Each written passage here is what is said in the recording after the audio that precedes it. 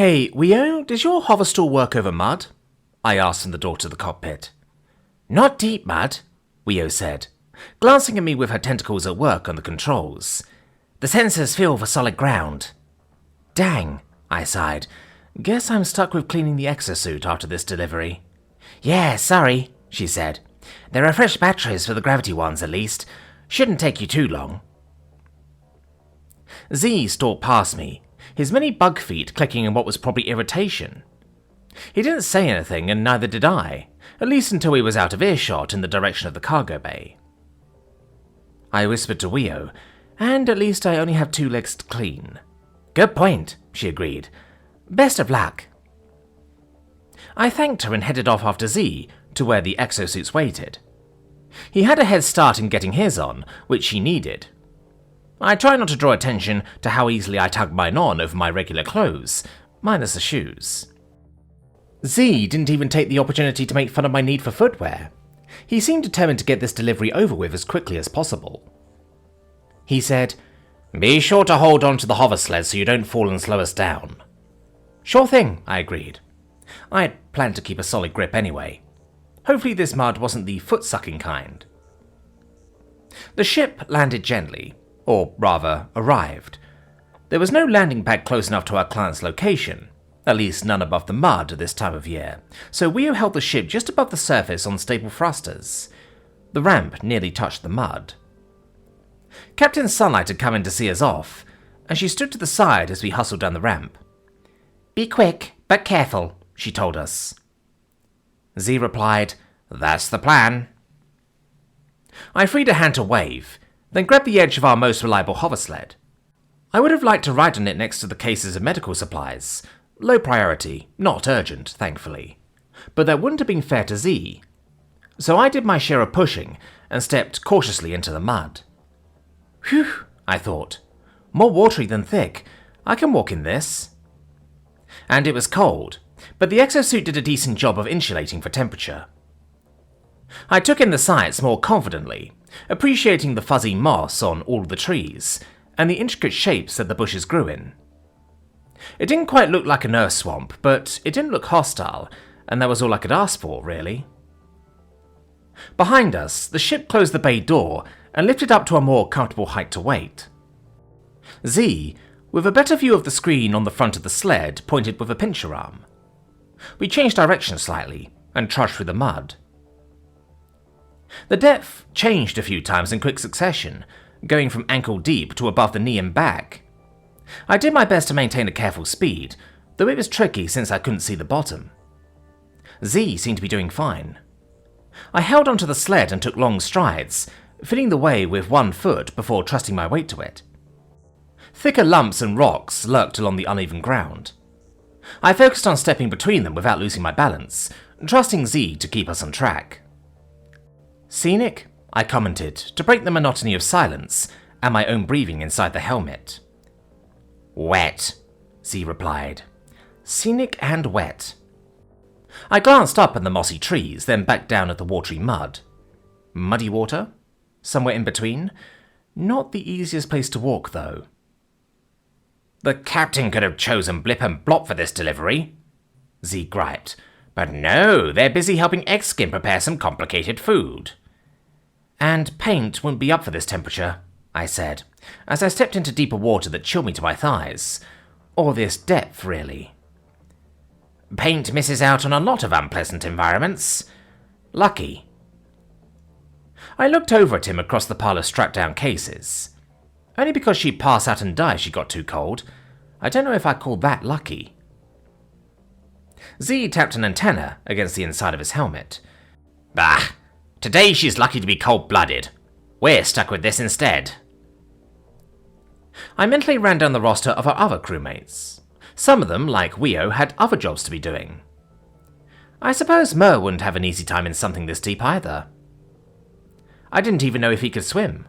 Looking like a squid didn't necessarily translate. "No one is likely to have an easy time in this," Z said, shaking a foreleg and splattering watery mud across a tree trunk. "I can't imagine why the client chose to live here." "Maybe they like mud," I said, trying to watch my feet even though I couldn't see them. They are welcome to it. I look forward to getting back to the ship. I was in agreement about that. The info summary about this location had said it was the wet season. Really? Shocking. And that the regular roadways were unavailable. I was under the impression that there was a town somewhere nearby, or at least other people than just the one, but all I could see was an endless swamp. With rocks and the occasional tree root just waiting to trip me, I focused on stepping carefully and trying not to slow up progress. Concentrating as I was, I didn't realize we'd arrived until Z tugged the sled to the side. I looked up to find the first dry ground I'd seen rising out of the mud into a walkway of flat paving stones. A round stone house perched at the top of the rise. We slogged up to leave an interesting set of footprints along the walkway. My left/right muddy footprints, and Z's collection of much smaller splats. With the hover sled between us, it looked like this house was getting two visitors interested in staying as far away from each other as possible, instead of a single delivery. When we got close, a chorus of tiny squeaks started up. I located the source, a small cage hanging beside the door, which held a handful of cricket-sized whatevers. While Z found what passed for a doorbell, I took a surreptitious look. They were small and blobby, not mini near cousins of his, which was definitely for the best. Delivery! Z announced while a chime jangled. Various bumps and a muffled voice sounded from inside, then our avian client opened the door eagerly. Thank you for coming, he said, in the same trade language we were using, just with the distinct quackety overtones of his particular species. His dark feathers were flecked with white, and he kept his arms folded as if they were wings. He said earnestly, I hope it wasn't too long of a walk. It was fine, Z said. Would you like your packages unloaded right here? Oh, The ducky fellow looked indecisively between the stack of boxes, the paving stones, and the indoors. I said, we could carry them in for you, but we'd trek in a bit of mud. The sled was much too wide to fit through the door. That's all right, I'll move them, he decided. Out here is fine. Now, where should I? Yes, thank you. He took the payment screen from Z and signaled for the delivery while I undid the straps holding everything down. We didn't always bother with those, but I was starting to think we should. If I had managed to trip and knock a box into the mud, that would have been an embarrassing bad mark on our record. While we unloaded the boxes, those little Watsits serenaded us with a fresh chorus of squeaky chirps. It reminded me of tame finches, with just a touch of guinea pig. I wondered if this was the local version of a wind chime or something else. The client saw me staring and said, My dear little Cozy went missing, and these are his favourite food. I'm hoping to lure him back. You haven't seen him, have you? A young cuddle beast about this big with a white stripe on his head? He held clawed hands a few inches apart. Sorry, no, I said with a look at Z. I didn't see any beasts at all. Did you? No, Z agreed. Just mud. The client ruffled his feathers in a way I didn't know how to read. Maybe he was embarrassed. They did tell me he's suited to living in this environment, and he might not return if I let him out, but I haven't given up hope. My home is nice and warm after all. We'll keep an eye out on the walk back, I told him. Does he come when he's called? He always did when he was inside the house, the guy said. Cozy! Cozy! He waited for a moment, then looked down. He loves his cuddles. I hope nothing bad has happened to him. Z set down the last box. You've done what you can, he assured the client, sounding like he might have even meant it. I suppose so. The ducky guy looked sad for a moment, then rallied. Well, thank you again. I don't want to keep you. Safe travels. We bid him goodbye and headed back down into the mud, with me waving goodbye and Z trying to make good time. The client went back into his house, and I focused on taking long strides again. We went slightly to the side of the route we'd taken before. The mud was much lumpier here, with herds of round rocks that rolled around and made the footing treacherous. Despite my deft grip on the sled, I was nearly swimming at a couple points in an effort to keep up. The muddy water was deep enough to swim in, but not consistently so. Otherwise I might have given up and started paddling. I had just decided to ask Z to slow down when I lost my footing completely and went under, holding my breath in panic before I remembered the exosuit covered my head. I got my feet under me by kicking lumps out of the way, and I stood in the waist-high mud, wiping futilely at the dirty face mask. Z sighed audibly and stopped walking. Really? It's hard to find somewhere solid to step, I exclaimed.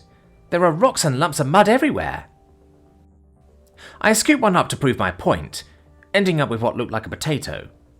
Huh, that's too light to be a rock. Tuber? Fascinating, Z said dryly.